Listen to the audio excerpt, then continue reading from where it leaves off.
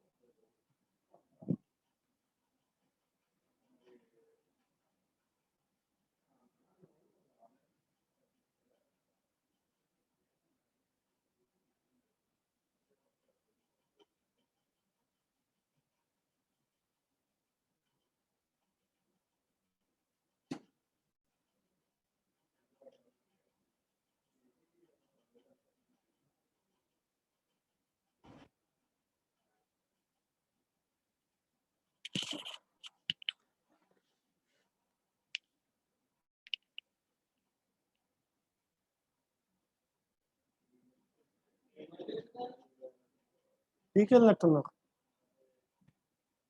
So all of you can see. So here today we will be discussing some topics known as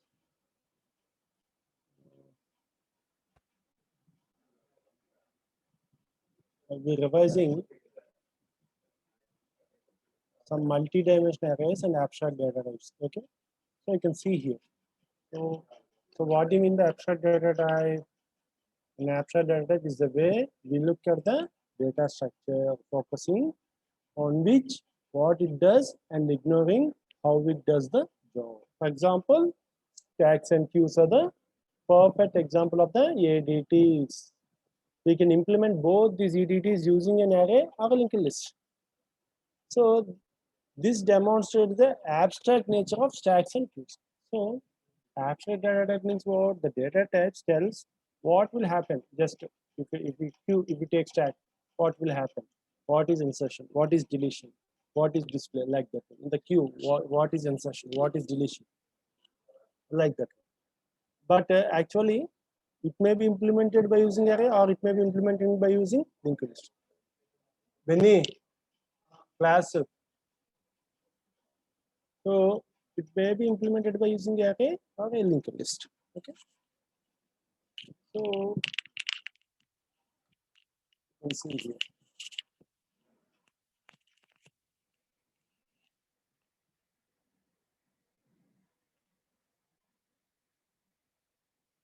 So that's why the name came abstract. That is, it abstracts what's happening in internally. So you can see to further understand the meaning of an abstract data type, we will break the term also data type and abstract. Then discuss the meaning. Okay, that's it. So what do you mean by data type? Data type of a variable is the set of values that the variable can take. So data type is the set of is a variable, is a type of data type of a variable is a set of values that a variable can take. So data type tells what are the values that are permittable, that are acceptable. Okay. We already read the basic data types in C, including int, char, float, and total. So if we take int, char, float, and double, what will happen? What are the values related to that int? What are the values that related to char? What are the values that related to float? What are the values that related to double? Will differentiate the variable. So for example, int I, that I can hold some values only. For example, char I can have, I can hold some values only. Float I can hold some values only. Double I can hold some values only. So like that one. So based on the value, the range of values, the data type is decided. So if you take a variable of a data type, the based on the range of values it can hold, it will depend. Okay. So let's see. The word abstract in the context of data structures means considering apart from the detailed specification or implementation. So you can see here. The word abstract in the context of data structure means considered apart from the detailed specification or implementation. So I will abstract. So what I will do, I will not, I will I will shield what happening inside, what happened, how it is implemented. So you can see the word abstract in the context of data structures means considered apart from the detailed specification or implementation. I don't want the abstract data. I don't want implementation. I want only output. For some input, I want output. How it may be implemented? It may be implemented by using array. It may be implemented by using linked list. Some XYZ. Okay, you can see here next. In C, an abstract data type can be structured, considered without regard to the implementation. It can be thought of as a description of the data and the structure with the list of operations that can be performed on the data within that structure. Okay, that's the thing here. So next, the end user is not concerned about the details of how the methods carry out the task. Okay. Next, what are the advantages of ADTs? In the real world, programs evolve as a result of new requirements or constraints. So a modification to the program commonly requires a change in one or more of its data type. For example, if you want to add a new field to the student's record to keep track of more information about the student, then it will be better to replace an array with a linked list to improve the program's efficiency. In such a way, rewriting every procedure then that uses the change structure is not desirable. So what the alternative is to separate the use of data structure from details of its implementation. So that's the thing. That's the line you have to understand. That's the line you have to underline and understand.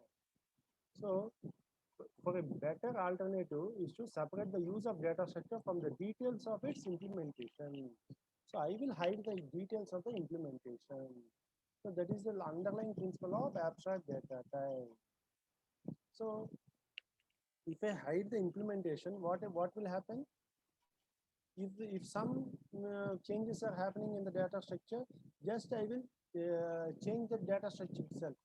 So the underlying implementation will be done as the new according to the new data structure. So that is the thing. So here you can see in the real world problem he has done, he has in some real world problem he has taken, and in the real world problem you can see here. Okay.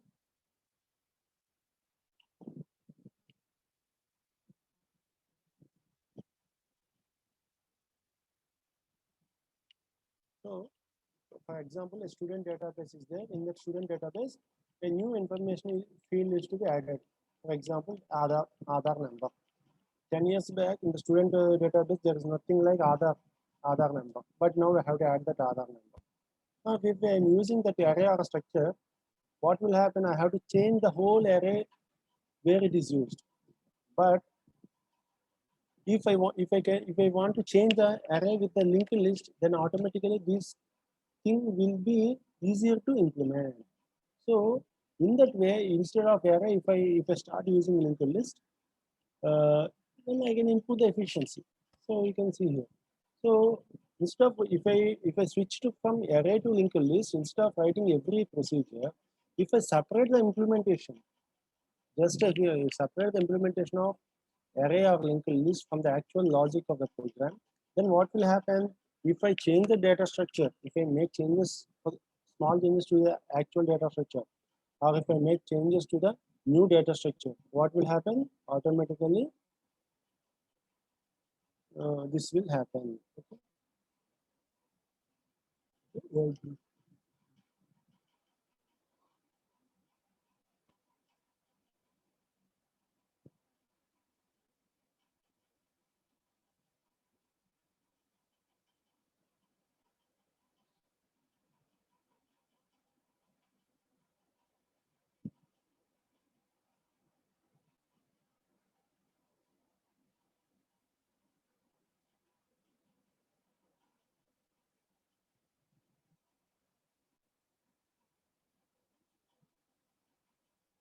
You can see.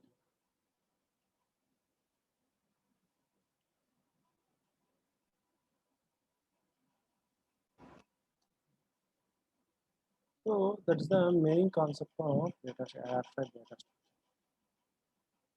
Now we will see multi-dimensional arrays. We will see the implementation of multi-dimensional arrays. So you can see it is a single dimensional array. The thing you have seen in this.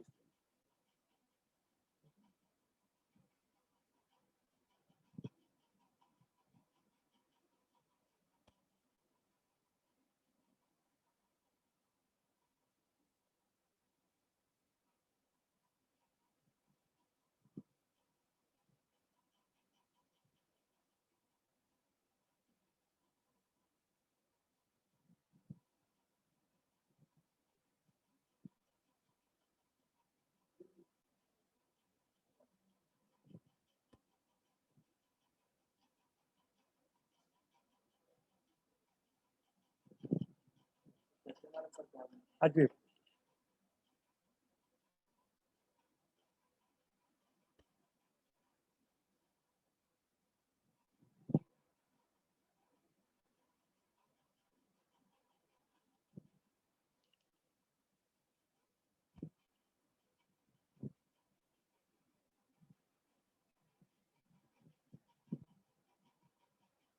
So you can see here how to pass arrays to functions. For example, you can see calling function. In main, I have called the function func, FUNC. I have called the function func. Now in that func, I am sending the arguments as a single array element. So ARR of 3. ARR of 3 means what? The number 4. 4 is the value there. That value only I am sending. So the called function, that is the actual called function is this one. Its actual body is this one. Func int num. So it will take, because it is single value, it will take that value and print off that value and print that value. Okay. Let's see.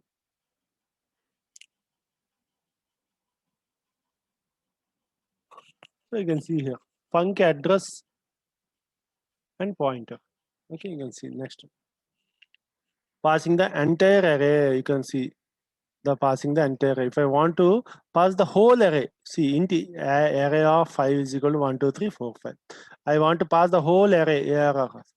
So if I want to pass the whole array, then what will happen? Automatically, I will only send the name of that array ARR. Okay. Next, void func. So here you can see int ARR of 5 is equal to int I. For I is equal to 0, I less than 5, I plus plus, printf percentage d ARR of I. Okay, you can see this one.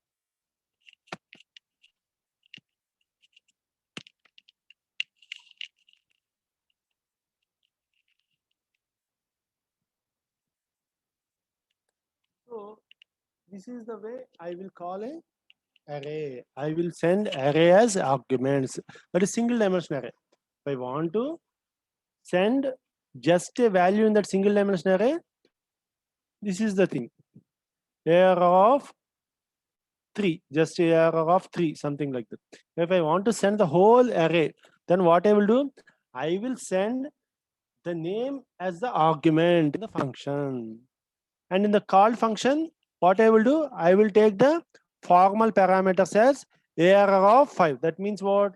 It is an array declaration. Array declaration in which the number of elements in that array is 5. So that's the thing.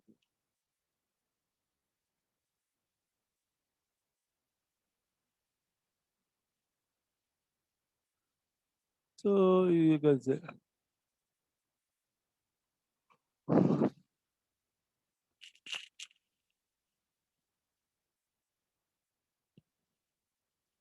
So in another one, pointer of array is another concept. One of the important thing is that you should be learning for your placements or for understanding deep into the data structures is array of pointers and pointer of arrays. Two concepts you have to know.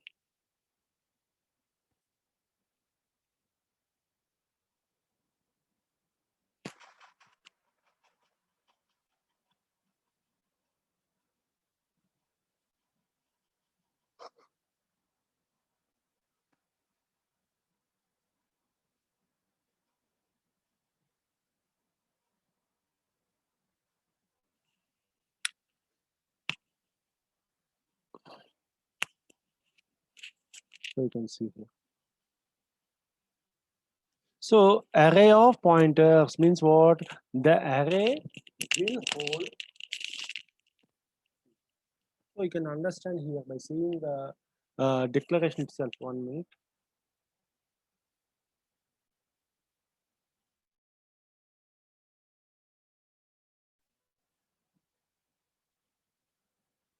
Array of pointers means what?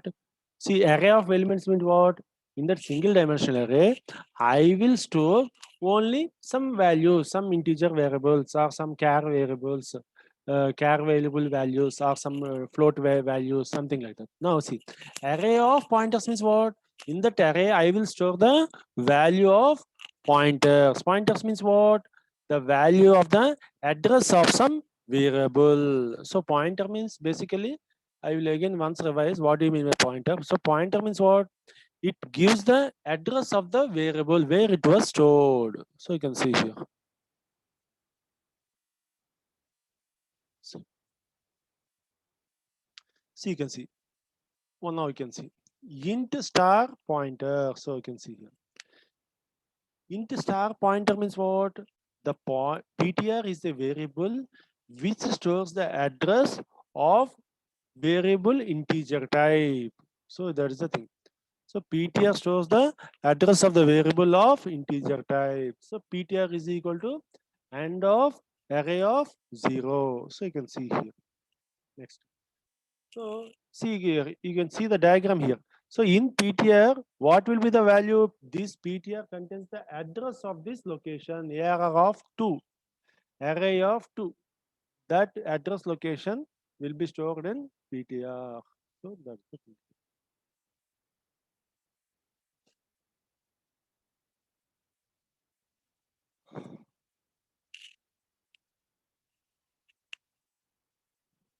So you can see here.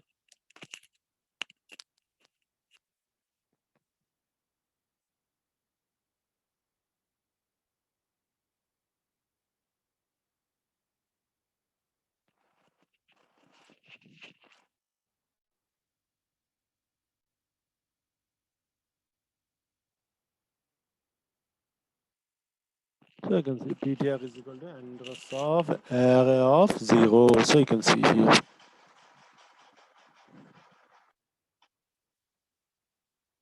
So now you can see if I take a single dimensional array, for example, this is the array of 0, 1, 2, 3, that is array of 4. So you can see here. Now see. So PTR plus plus means what? The next location address will be stored in PTR. So you see now in this diagram, the PTR shows the address location of ARR of 2. Now, if I do PTR plus plus, what will happen? The next location address will be stored in PTR. That is, array of 3 address will be stored in PTR. Okay.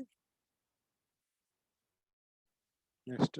So automatically now PTR will contain the address of array of 3. Okay, array of 3.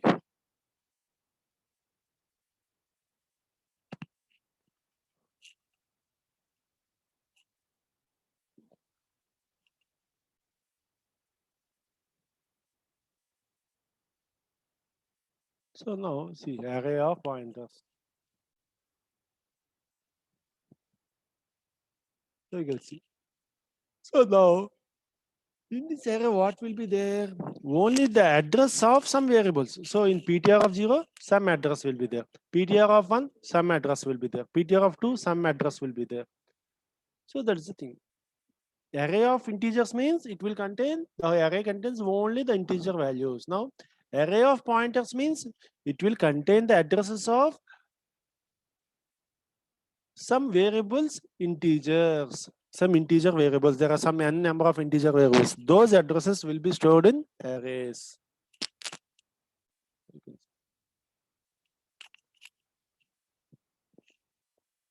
So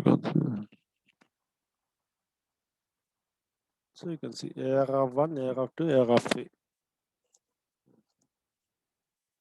So in the same way, I can do the dimension. So you can see, once if you see this one, you can understand. So array of 1, array of 2, array of 3. Int star p parameters of 3. In that one, so this is the array of pointers. In that one, what I have stored? AR of 1. That is the starting address of some array 1. Starting address of some array 1, AR of 1. This is AR of 2 means starting address of array into AR of 2. Starting address of AR of 3. So that is the thing. If I write just the name of that array, it contains the starting address of that array. So that is the thing. So now we can see two-dimensional array. So that is the diagram you can see. So int marks of 3 and 5. So data size, array name of row size and column size. That's the this is the main thing you have to understand. Okay, you can see. So row and column. So you can see marks of, for example, 3 comma 3. So what will happen? Marks of 4 comma 4. So marks of 0 0 0 1 0 2 0 3 0 4 1 0 1 1 1 2 1 3 1 4 2 0 2 1 2 2 2 3 2 4. So that is the thing here.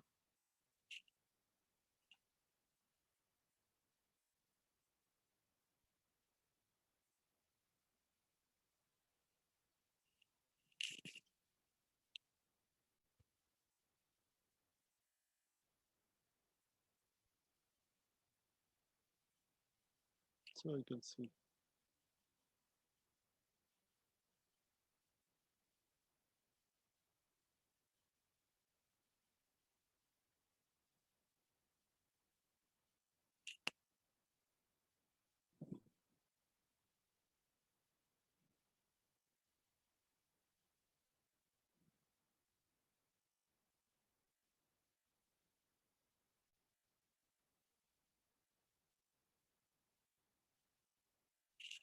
So you can see here.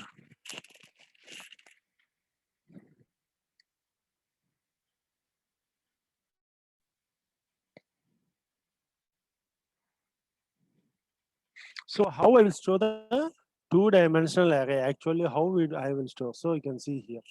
So the memory is in linear format. That is, the memory always it will be in a linear of address. It is a line of addresses. So how I will store the two-dimensional? So you can see marks of 0 0. It will be stored in first location. Marks of 0 1, second location. Marks of 0 3, third location. Marks of 0 3, fourth location. Again 1 0 1 1 1 2 1 3. Next 2 0 2 1 2 2 2 3. So that's the thing. So you can see here. So in the same way, somewhat different. So previously you can see in the diagram, it is a 3 into 4 two-dimensional array. If I take 4 into 3, then you can see 0, 0, 1, 0, 2, 0, 3, 0. So that is the thing here. Next, 0, 1, 1 minute. So 1 minute. Okay. So now if we take 4 into 3, then what will happen? 1, 1, 2, 1, 3, 1. Next, 0, 2, 1, 2, 2, 2, 3, 2. So that is the thing here, you can see.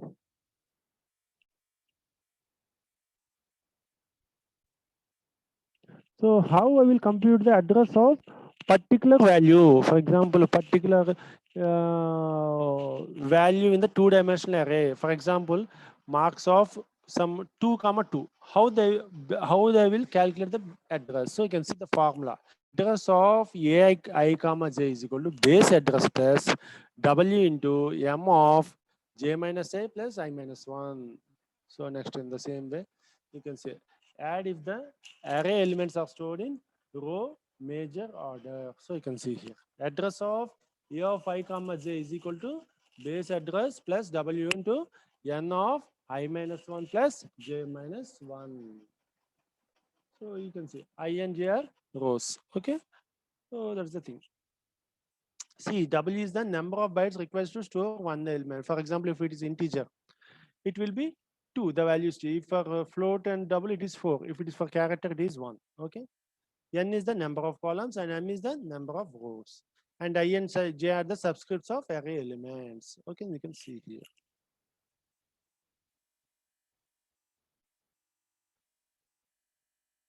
So you can see, for example, a 20 into 5 two-dimensional array is there, and the base address is 1000.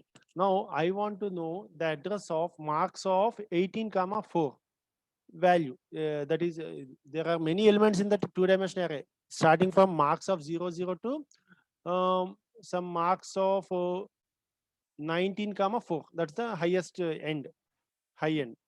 Last element suffix values of I and j. So marks of 19 comma 4 is the last value in the array. Now in between this one, I want to know the address of 18 comma 4, marks of 18 comma 4. So how they calculated, you can see. Now he has given the base address as 1000. That is the starting address of the array is 1000. So you can see here. So marks of 18 comma 4 is equal to 1000 plus 2. Why he has written 2? Because 2 is the number of bytes required for integer. So 2 bytes are required to store an integer 2. Next, 5 into 5 is n. 18 minus 1. So you can see here. 1 minute. Why he has written 5. 1 minute. I minus 1, okay. J minus 1, okay. I want 18th and 18 comma 4 means, so 18 minus 1, 4 minus 1. And fifth row, it is fifth row. So that's why it has written 5. So you can see here. So if I see marks of 18 comma 4 means what? Take the consideration 4, that value row 4.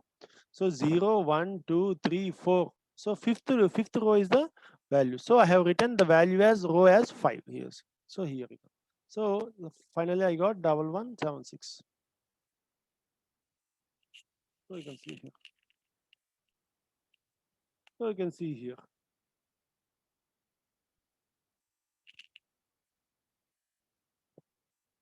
So how to access the two-dimensional arrays, you can see here. Based upon the value of I and j, I can access the values. Now, how they will be stored in the memory? You can see this initialization. Int AR of 2 comma 2, and the values are 12, 34, 56, 32. So 12, where it will be stored? In array of 0 comma 0. 0 comma 1, 34 will be 0. It will be stored. 1 comma 0, 56. 1 comma 1, 32 will be stored. So it will be printing like that one. So I will print first 0, 0, next to 0, 1, 1, 0, 1, 1. So you can see here array of I comma 0. So this is the value. So in this line of initialization only, they will be stored in the memory. So you can see 12, 34, 56, 34. So these elements are stored in a line in the initialization of the array. So in the same way, it will be stored in the memory. Okay, you can see here.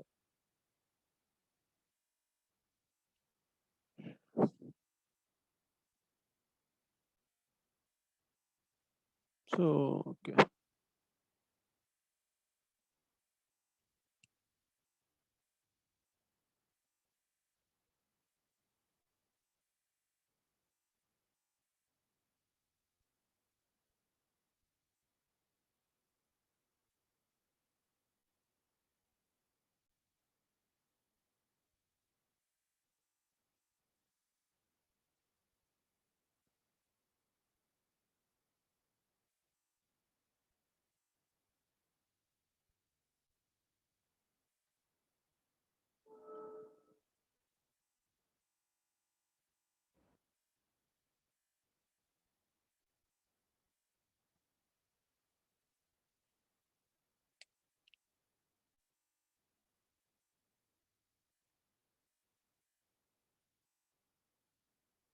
So you can see the operations of the two-dimensional arrays also.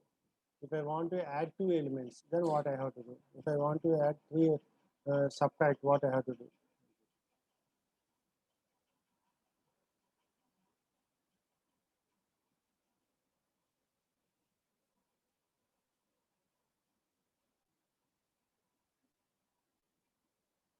You can see.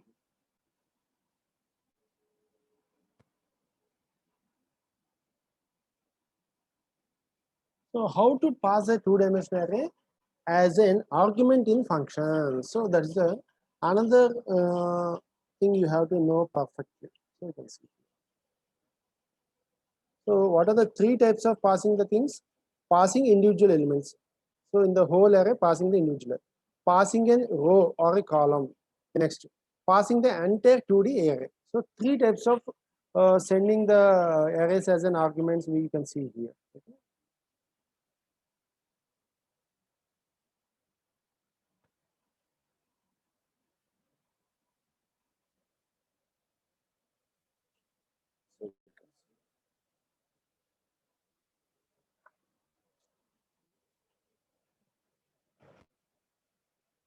So you can see here int array of 2, comma 3, 1, 2, 3, 4, 5, 6. So you can see func array of 1. So 1 means what? The whole one row will be sent. The whole one row will be sent here. First row will be sent here. So that means what? 0, 1, 2, 3. 1 minute, not 0, 1, 2, 3. Air of 1, comma 0, 1, comma 1, and 1, comma 2. They will be stored. That is, you can see here, 4, 5, 6 values will be sent to the as an argument. You can see here.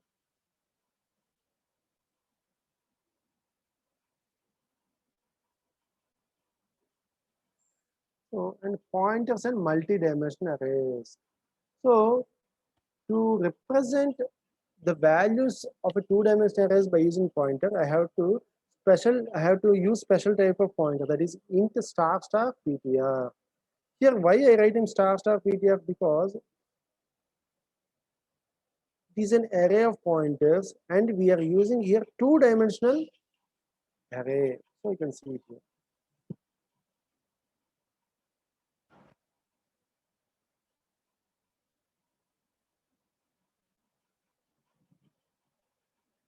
So you can see here int star pointer of 10. So what will happen? Declares a ptr to be a pointer to an array of 10 integers. Okay. Okay.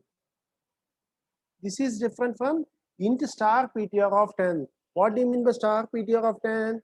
It is an array of pointers. So it is a pointer to the array. So these two are different. That's why I'm telling. This notation you should know. Array of pointers and pointer to an array. So array of pointer means what? This one, int star ptr of 10. The array contains different addresses.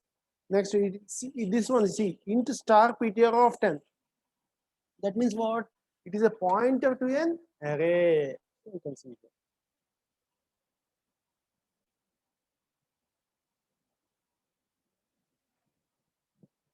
So you can see int star of year of 10.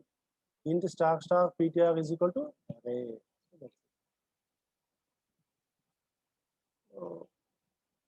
So people who are attempting the placements, you should be thorough with this type of notation, that is array of pointers and pointer of arrays. All the pointed related questions they will be asked in the placements. So to get a what we call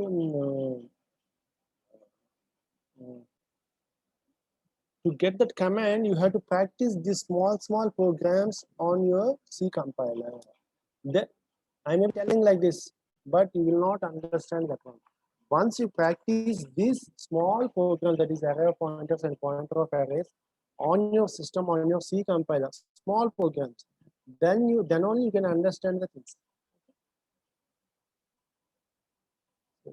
Next, multi-dimensional array. So not 2 into 2, 3 into 3. I'm telling us 3 into 3. So 3 into 3 means what? I will take a cube. I will take into picture as a cube. So you can see here. If I take a cube, so you can see here. This is one dimension. This is page 2 is second dimension. Page 3 is third dimension. So actually, length and breadth. Other than length and breadth, I will be using depth or height. Okay, you can see that. So based upon the depth, so you can see here. First dimension is rows. Second dimension is column. Third dimension is pages or height or depth. So page 1, page 2, page 3. Height 1, height 2, height 3. Like that.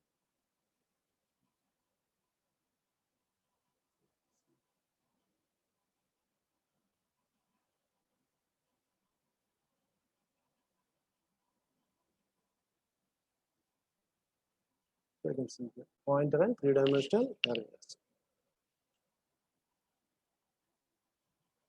So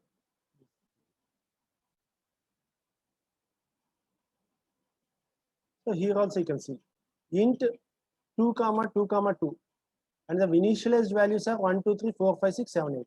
So 1 will be stored in array of 0 comma 0 comma 0. Next 0 comma 0 comma 1, the 2 will be stored. Next 0 comma 1 comma 0, 3 will be 4 will be stored, like that one. So you can see I will write here 1 minute.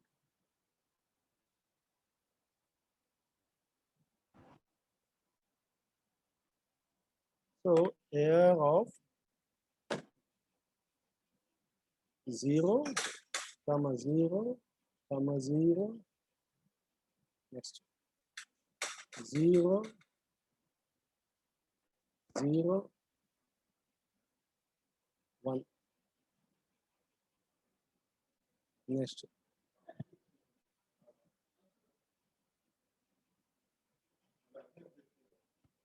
0 1 0,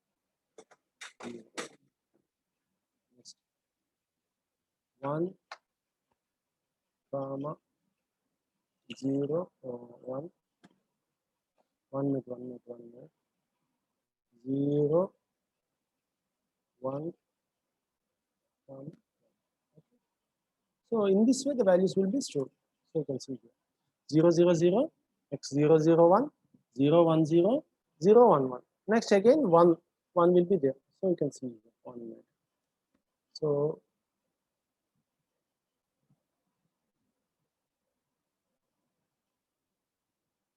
you can see 1 will be stored. Here 2 will be stored. Here 3 will be stored.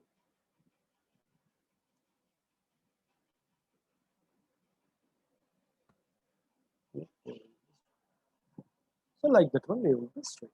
Okay. Array representation also you can see here. Star star star array of I comma j comma k. So this is the very typical representation of three-dimensional array. This you have to practice to get a command of this. Okay. So today I am ending the session. Okay. If you have any doubts also, you can ask me. You can see the sparse matrix and all these things you can practice. Okay.